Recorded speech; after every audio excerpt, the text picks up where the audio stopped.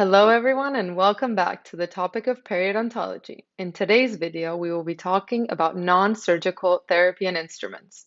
So just like in the rest of the series, all the information that really come up on exams will be bolded and in pink. So try to remember as much of those as you can, and let's jump right into it.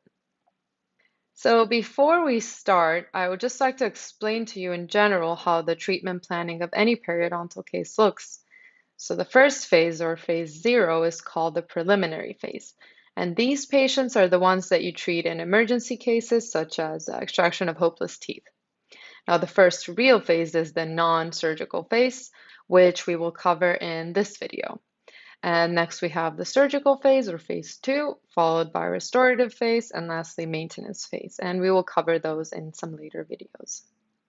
So the biggest aspect of the non-surgical phase is plaque control and patient